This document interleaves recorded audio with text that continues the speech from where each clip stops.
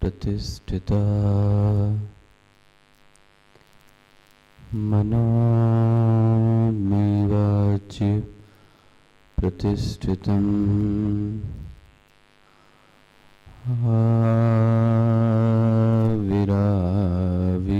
आविराविर्मयि वेदस्य ममाडिस्सह श्रुतं मे मा प्रहासीः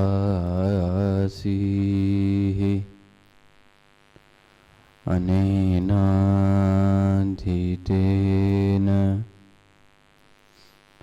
अहोरात्रान् संदधामि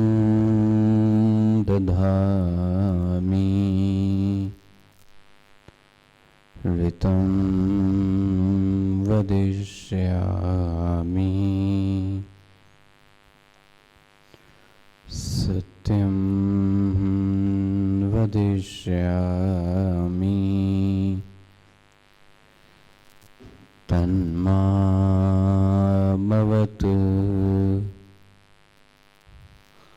तन्वक्तारमवतु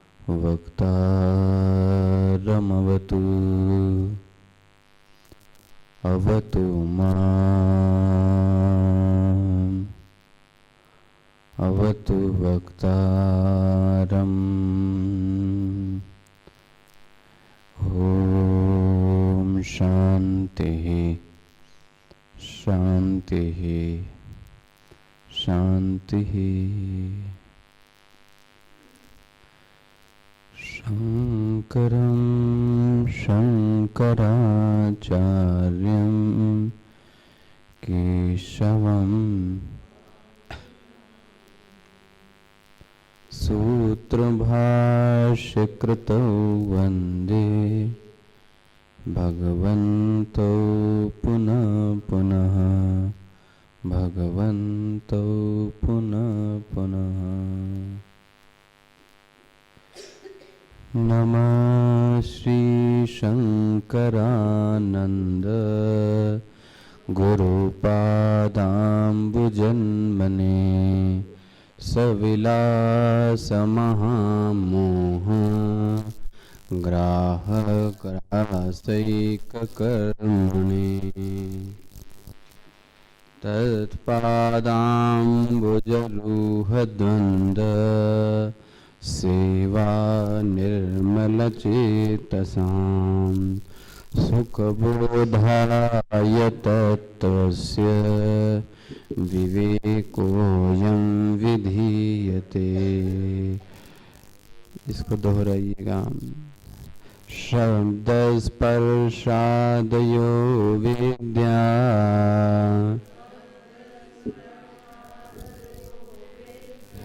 वैचित्र्या जागरे पृथक्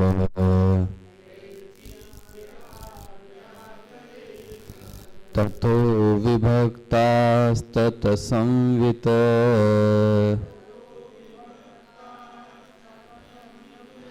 एकरूप्यान्न भिद्यते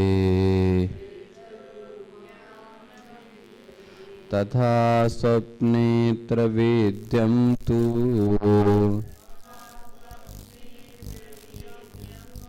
न स्थिरं जागरे स्थिरम् तद्भेदोस्तयोः संवित्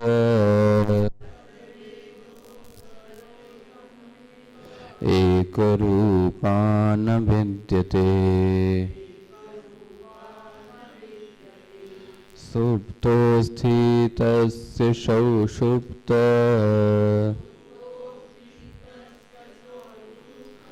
तमो बोधो भवेत् स्मृतिः। स स चाव बुद्ध विषयाव बुद्धं तता तदात्मा।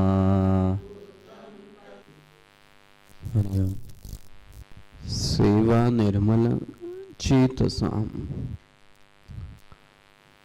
यह ज्ञान विद्यारण्य स्वामी जी बोलते हैं, यह ज्ञान उसी के चित्त में अवतरित हो सकता है जिसका चित्त कैसा है, सेवा निर्मल चेतसाम, जिसने सेवा के जरिए से चित्त को क्या बना लिया है, निर्मल बना लिया है। इसलिए एक मिशन में किताब भी है, सेवा कैसे करें, है ना। वाई एक है, वाई डू वी सर्व, सेवा क्यों करें और कैसे करें। सेवा का जो सबसे बड़ा फायदा दिखता है साधक को, वो ये है, उसका जो चित्त है उसमें जो मल है वो कैसा है, दूर हो जाता है। क्या करने से, सेवा। आध्यात्मिक उन्नति में जो सबसे पहली साधना साधक को करनी चाहिए वो कौन सी है, सेवा। कोई भी संत ना रहा हो, कितना भी बड़ा संत क्यों ना हो, आप यदि उससे पूछना तो आपको वो यही बताएगा कि उसने सबसे पहले क्या किया है, सेवा। आपको बताऊं, रामकृष्ण मिशन में, हमारे चिन्मय मिशन में तो 4 साल में यह वेश भी दे दिया जाता है, येलो एंड अकर। लेकिन आपको बताऊं, रामकृष्ण मिशन में 12 साल 15 साल तक सेवा करनी पड़ती है। यही ज्ञान वो सुनने नहीं देते हैं। जो उनके साधुओं को ये ज्ञान दिया जाता है, वो ये ज्ञान सुनने नहीं देते। कब तक, जब तक 10, 12, 15 साल तक वह साधक सेवा ना कर ले। देखो जी, वो वस्त्र ही नहीं देते। तो आप सोचो, वो 15 साल बाद इस वस्त्र को क्यों देते हैं।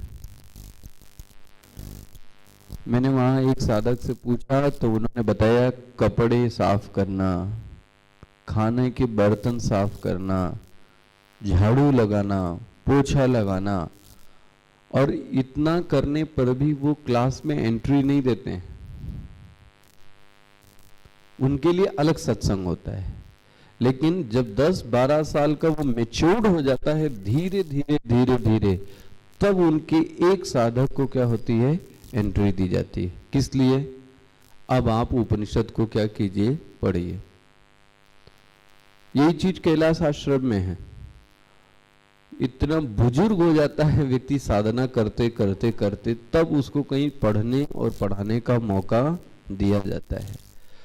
तो ये बात सत्य है, यदि कोई साधक सेवा करता रहता है तो उसके अंदर का जो मल है, मल मतलब गंदगी, गंदगी मतलब द्वेष, कपट, छल, है ना, दिखावा, ये जो अंदर की चीजें हैं, अगर वो सही से सेवा कर रहा है तो परिणाम ये आएगा कि उसके अंदर का ये सब मल क्या हो जाएगा, चला जाएगा।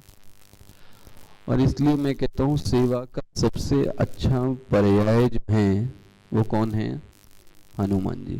देखो आप, इतने बड़े साधक होते हुए भी उन्होंने क्या किया है, सेवा के बदौलत सब कुछ क्या कर लिया, प्राप्त कर लिया।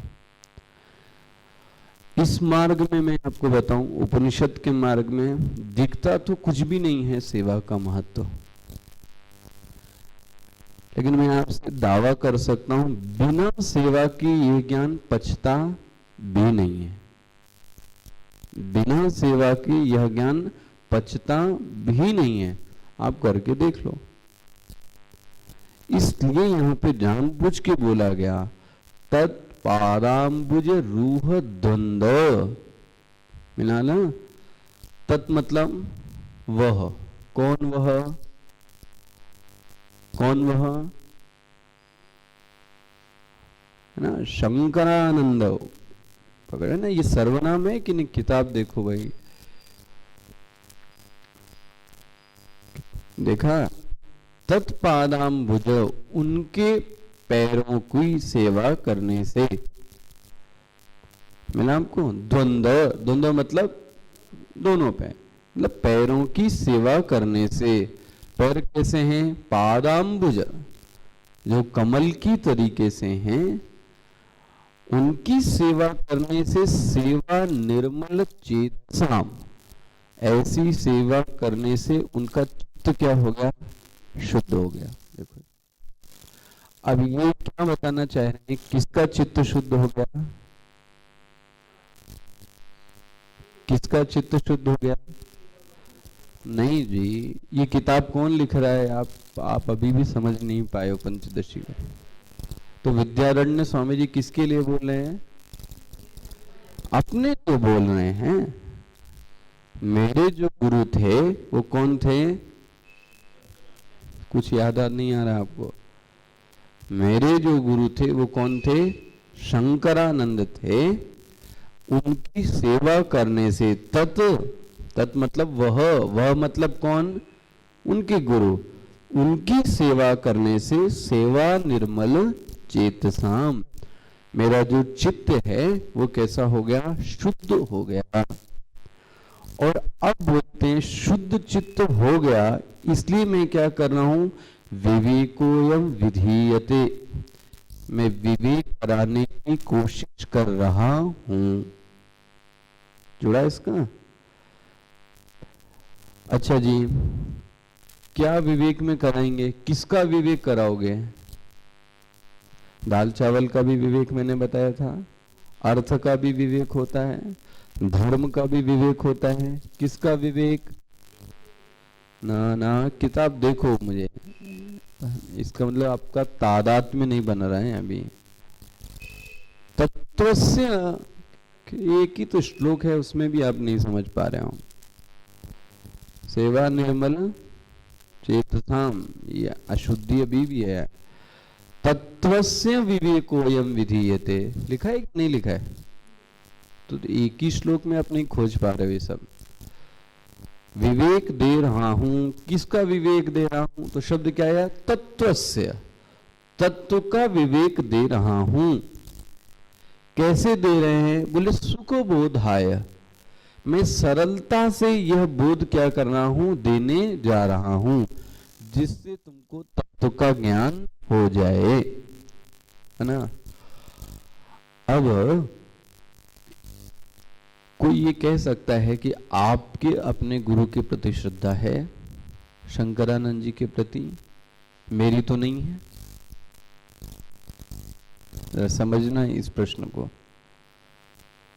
आपकी, देखो, हर व्यक्ति कोई किसी का गुरु नहीं हो सकता, हर कोई किसी का गुरु नहीं हो सकता। हम किसी एक विशेष व्यक्ति को अपना क्या मानते हैं? गुरु मानते हैं। अच्छा जी, क्यों मानेंगे?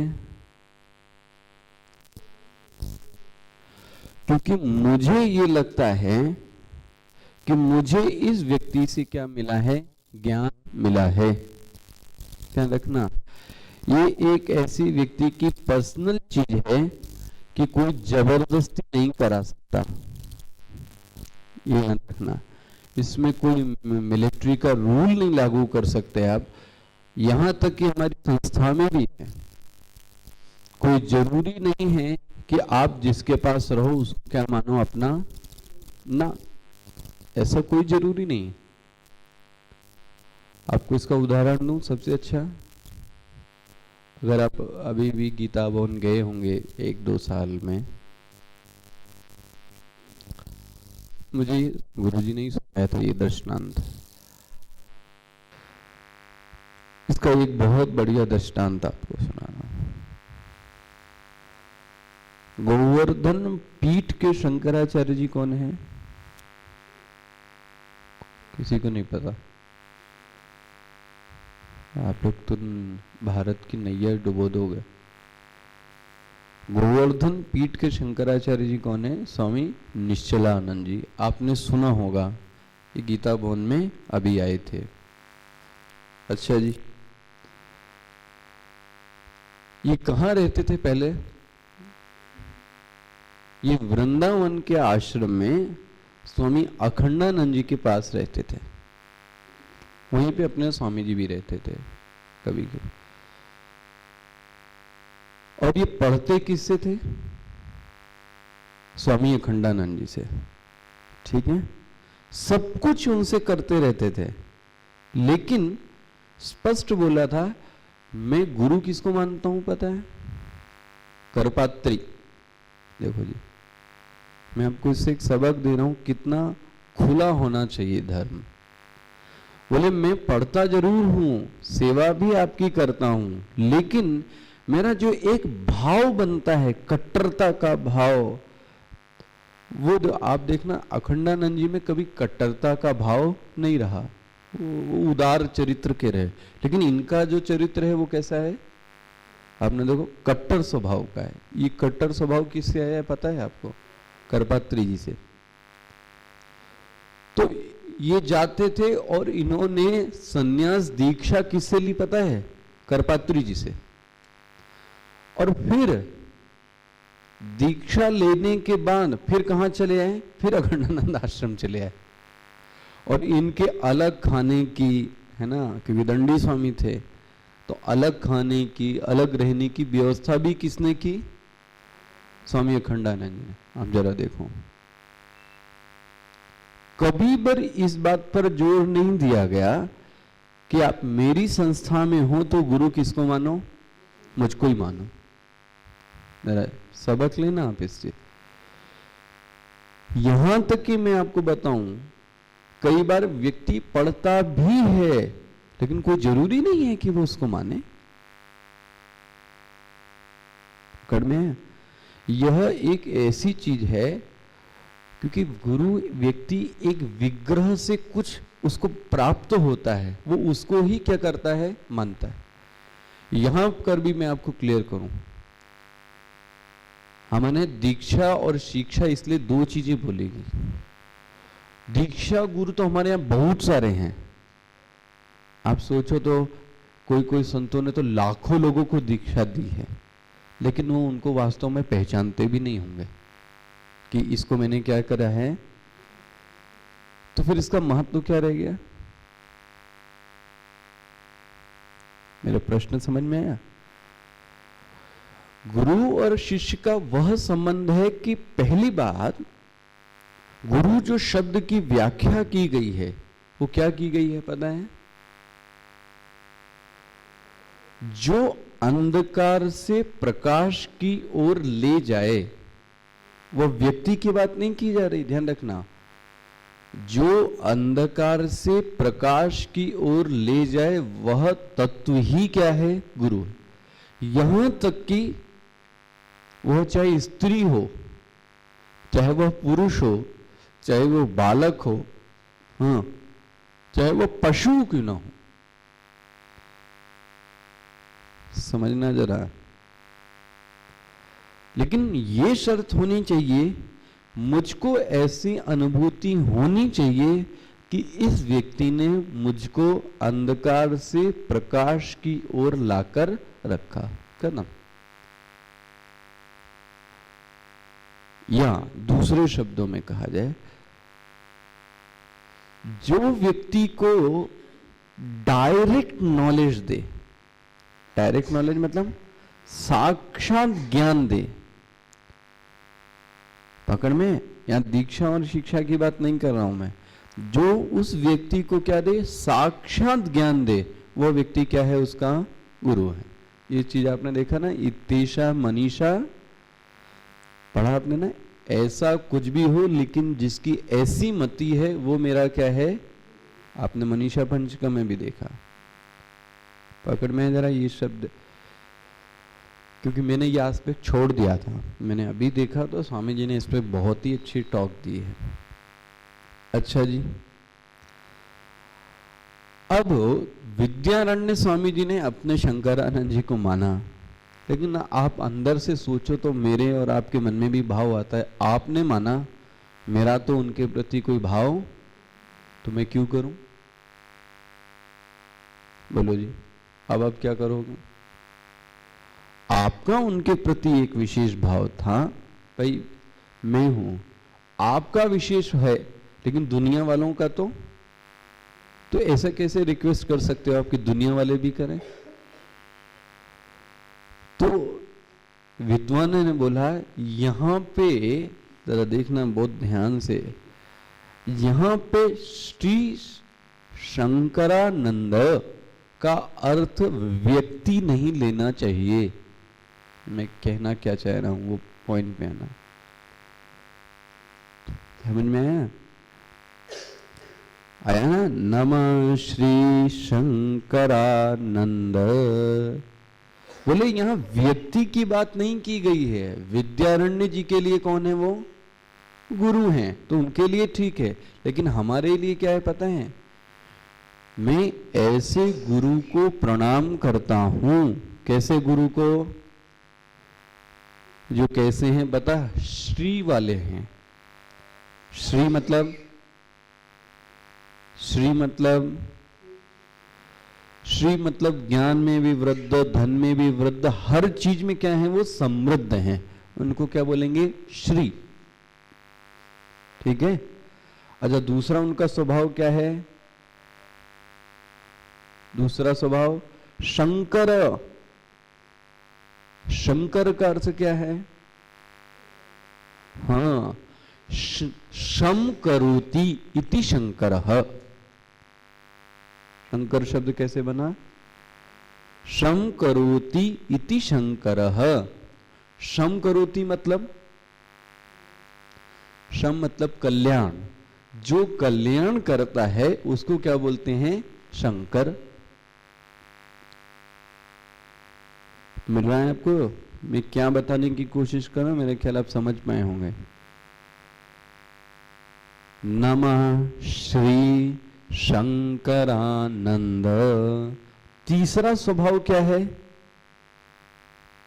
तीसरा स्वभाव आनंद। देखो, ऐसे जिस तत्व में ये तीन चीजें हैं उसको क्या मानता हूं मैं? गुरु मानता हूं। और उनके चरणों में मैं क्या करता हूं? गुरुपादाम्बु जन्मने। देखो फिर से क्लियर हुआ? ये हो सकता है हमारे लिए शंकरानंद जी की कोई महत्व न हो, तो इसका अर्थ क्या दिया गया? ऐसे व्यक्ति जिसके पास क्या है? श्री है, जिसके पास, जिसका स्वभाव कैसा है? शंकर है, जिसका स्वभाव कैसा है? आनंद है, उसको मैं प्रणाम करता हूं। अच्छा, वो प्रमुख कार्य क्या करेगा? ग्राहक ग्रासयिक कर्मण। देखो जी, मेरा पहला ही श्लोक है, याद रखना। मैं आपको चलो सच्चाई बता दूं, हमने तो आपको एक दिन में ही खत्म कर दिया। जब मैंने अपना सुना, जो मुझे पढ़ाया गया था ना, तो ये 5 दिन मतलब 10.5 घंटे इन श्लोकों की व्याख्या हुई है। किन श्लोकों की? ये 2 श्लोकों की। अब आप समझ सकते हो 10.5 घंटे क्या किया होगा। ये तो 2 ही शब्द दिखाई दे रहे हैं आपको, नमः श्री शंकरानंद, और स्वामी जी ने इसकी व्याख्या 10 घंटे की है। तो बहुत सारा इसमें छिपा हुआ है, वो तो फिर आपकी योग्यता के अनुसार धीरे धीरे दिया। उनका जो स्वभाव होना चाहिए वो क्या होना चाहिए? ग्राहक ग्रासयिक।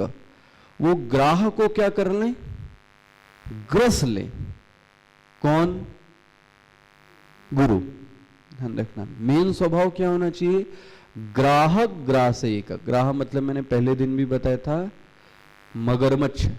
इन्होंने क्या किया? मगरमच्छ को हाँ ग्रस लिया। मगरमच्छ मैंने किसको बोला था उस दिन? क्या दिया है यहां पे? महामोह। आया पकड़ में? सविलास महामोह। उन्होंने हंसी हंसी में ही ये मोह को क्या कर लिया, ग्रस लिया। ऐसे गुरु को मैं क्या करता हूं, प्रणाम करता हूं। आप क्लियर हुआ ये श्लोक आपको? मेरे ख्याल से इतना काफी है, इतना काफी है कि ऐसे तत्व को प्रणाम करता हूं जो श्री स्वभाव वाला है, जो कल्याण स्वभाव वाला है, जो आनंद स्वभाव वाला है। ऐसे व्यक्ति की मैं चरणों की वंदना करता हूं। उससे क्या हुआ, सेवा निर्मल चेतसाम, मेरा जो चित्त है वो क्या हो गया, शुद्ध हो गया। अब मैं तत्व का व्याख्यान देने जा रहा हूं। तत्व विवेकोयम विधीयते। क्लियर हुआ? नो।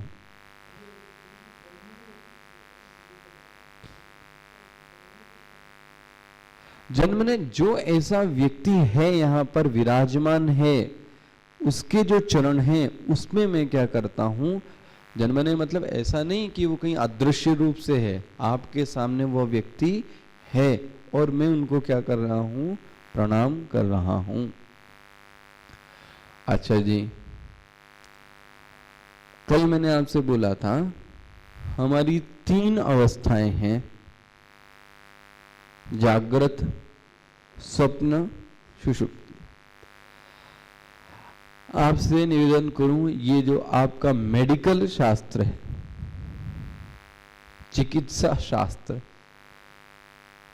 किसी वेदांत को छोड़कर, फिर से बोल रहा हूं, वेदांत शास्त्र को छोड़कर किसी भी शास्त्र ने सुषुप्ति की व्याख्या नहीं की।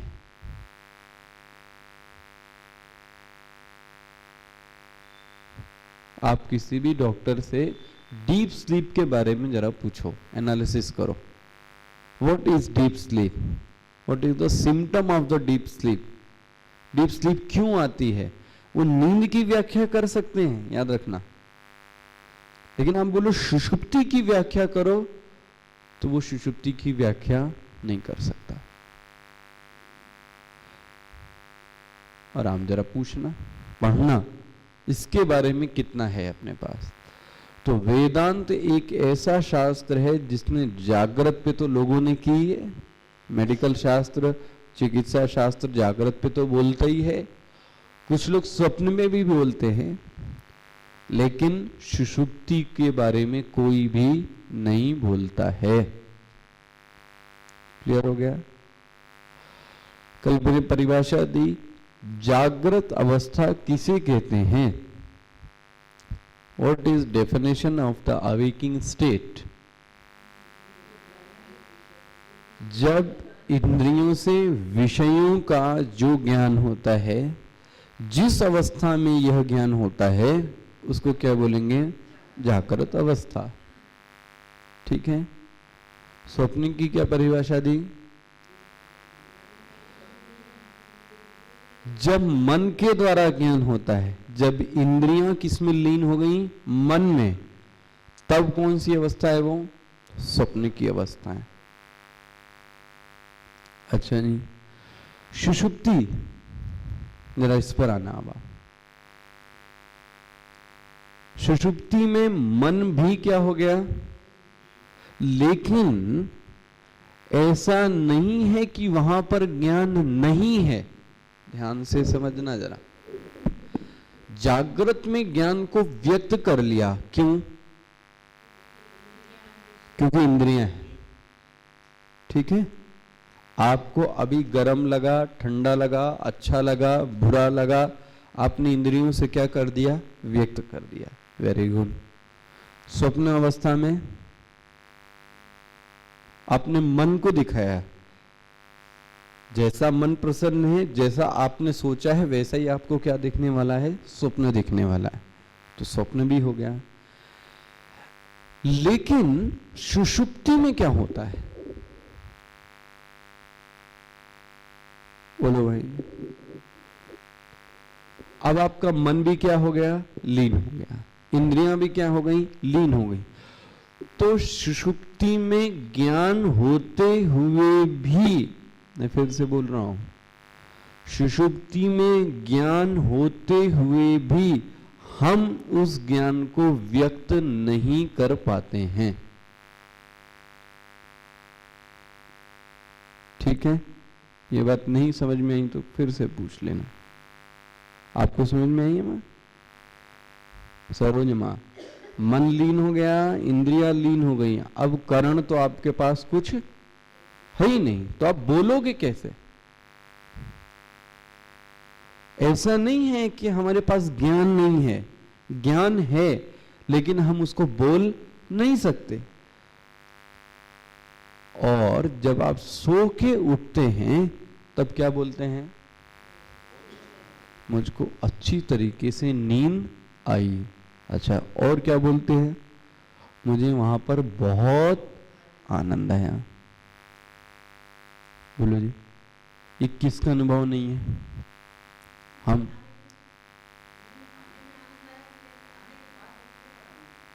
नहीं, आप फिर अभी भी नहीं समझ पाए। नींद मतलब क्या? गहरी नींद मतलब क्या? सुषुप्ति। आनंद किस में आया? आनंद किस में आया? जागने पर नहीं, किस पे? किस पे? नींद में आनंद आया। लेकिन आपसे पूछा गया, जब नींद में आनंद आया तो तुमने बताया क्यों नहीं उसी समय? तो क्या कहता है? कैसे बताऊं, क्योंकि सभी करण तो, और अगर करण जागृत हो गए तो फिर कौन सी अवस्था आ गई? फिर तो जागृत आ गया। इसलिए ऐसी स्थिति में व्यक्ति उठना भी नहीं चाहता है, न किसी को बताना चाहता है। आप किसी को बताना चाहते हो, अरे रे मेरे को अच्छी नींद आ रही है, क्योंकि अगर मैंने बताया तो उसी समय वो अच्छी नींद गई। पकड़ में नहीं आपका? अगर मैंने किसी से बोला, यहां तक कि मैंने सोचा भी, क्या सोचा, तो आपकी नींद गई। जैसे जिस क्षण जप में कोई व्यक्ति ये सोच लेता है ना कि मैं बहुत अच्छा जप कर रहा हूं, उसी क्षण आप सोचना गए काम से। अब आप जो उसका सेकंड मोमेंट होगा वो आपका गया, कंसंट्रेशन गया। मैं बड़ी एकाग्रता से सुन रहा हूं, दूसरा क्षण कैसा हो गया? क्योंकि आपने उसमें छेड़ी कर दी ना। जब व्यक्ति गहरी नींद में सोता है तो वो कुछ भी बोलना नहीं चाहता, ना तो बोल सकता है, और अगर बोलने की कोशिश भी की तो किस अवस्था में आ गया? जागृत में, तो गया काम से। तो उस व्यक्ति से पूछा, अच्छा एक बात बताओ, तुमने उस समय तो नहीं बताया, जब तुम्हारी आंख बंद थी और तुम 4 घंटे तक सोए थे एक ही करवट, तो तुमको क्या अनुभव हुआ? बोले मुझे क्या आया? मुझे आनंद आया। अच्छा, ये किसको आया आनंद? कैसे पता चला कि आनंद आया? बोलो जी, ये कौन कह रहा है कि मुझे आनंद आया? इसका मतलब कोई तो वहां पर था ना, जिसको आनंद का अनुभव हुआ। देखो, एक सिद्धांत है,